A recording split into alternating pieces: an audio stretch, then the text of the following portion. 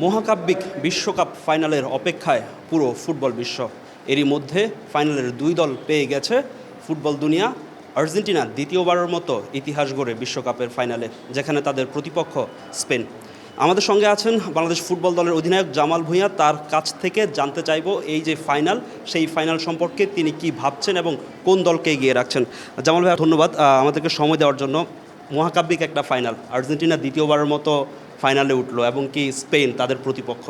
ফাইনালটা নিয়ে কি ভাবছেন এবং ফাইনাল নিয়ে আপনার ধারণাটা কি? ফাইনাল আমি মনে করি এটা 50-50 ম্যাচ হবে, কিন্তু আর্জেন্টিনা একটু ফেভারিট আছে কারণ ওরা current champion. I think last চারটা ওয়ার্ল্ড কাপ উনি 3টা ফাইনালে খেলছে। সো মেসির যে এক্সপিরিয়েন্স আছে এটা খুব দরকার ফাইনালের জন্য।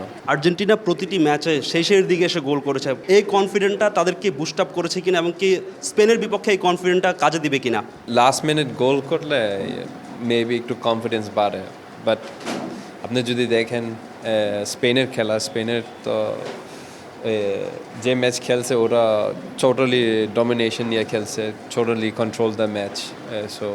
সো এরা আর একটা কনফিডেন্স লেভেল আছে তার, আমরা পুরো ম্যাচ কন্ট্রোল করতে পারি। স্পেনের মিডফিল্ড এবং কি তাদের যে ডিফেন্স স্ট্রং, শক্তিশালী। এখন পর্যন্ত বিশ্বকাপে একটি গোল হজম করেছে। সেখানে আসলে আর্জেন্টিনার স্ট্রাইকারদেরকে এখানে বড় পরীক্ষা দিতে হবে কিনা? ওয়ার্ল্ড কাপে বেস্ট মিডফিল্ডার আপনি যদি দেখেন রড্রি, দানি অলমো আর ফাবিয়ান লুইস, তারপরে পেড্রিয়া আছে। সো স্পেনের midfield I think the best midfielder in the world cup. কিন্তু আর্জেন্টিনার স্ট্রাইকিং জোন অনেক ভালো, মেসি, আলভারেস আর মার্টিনেস আছে। সো মানে গুড ম্যাচ আপ হবে। আপনি তো বেশ কয়েকবার স্পেনে গিয়েছেন, লা লিগার কমেন্ট্রিতে আমরা আপনাকে দেখেছি। স্পেনকে একটু ফেভার দিবেন কিনা আপনার পক্ষ থেকে? যেহেতু ইউরোপিয়ান দল, আপনি চাইবেন আপনার বেড়ে ওঠা ইউরোপে, সেক্ষেত্রে আসলে স্পেনকে একটু আপনি এগিয়ে রাখবেন কিনা, বা এই ম্যাচটাতে কাকে সমর্থন করবেন? না, আসলে আমার টিম তো আউট, সো যেটা জিতবে ফাইনালে আমি ডোন্ট কেয়ার। লাস্ট ফাইনাল দুর্দান্ত ছিল, so hopefully it's gonna be the same.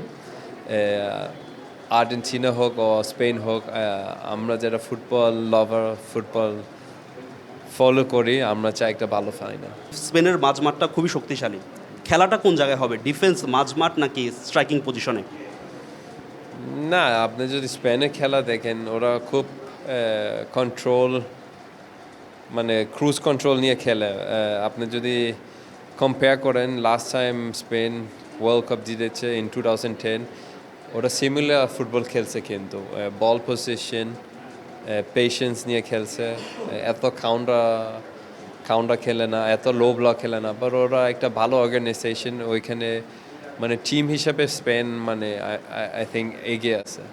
অভিজ্ঞতার দিক থেকে আর্জেন্টিনা এগিয়ে থাকবে কিনা? এই দলের বেশিরভাগ ফুটবলার 2022 বিশ্বকাপ খেলেছেন, তাদের একটা হাই ইন্টেন্স বা হাই বিগ ম্যাচ খেলার অভিজ্ঞতা রয়েছে। সেখানে আর্জেন্টিনা বা লিওনেল মেসিরা এগিয়ে থাকবেন কিনা?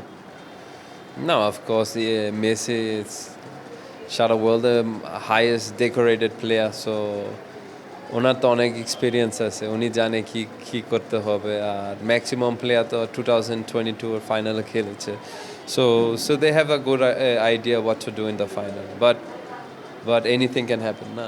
আমরা জানতে চাইবো এই ম্যাচে জামাল ভুঁইয়ার প্রেডিকশনটা কি? প্রেডিকশন হবে maybe extra time. Score line কত হতে পারে? 1-1, 2-2 এরকম হবে। আপনি বলছেন যে খেলাটা টাই ব্রেকারে যাবে? আমি যাই এক্সট্রা টাইমে যাই। দর্শক, কথা বলছিলাম বাংলাদেশ ফুটবল দলের অধিনায়ক জামাল ভুঁইয়ার সঙ্গে। তিনি জানাচ্ছিলেন যে স্পেন এবং আর্জেন্টিনার যে ফাইনালটা, সেটা এক্সট্রা টাইমে যাবে এবং সেইখান থেকে টাই ব্রেকারে ম্যাচের ভাগ্য নির্ধারণ হবে। ফাহিম ইসলাম, সময় সংবাদ, ঢাকা।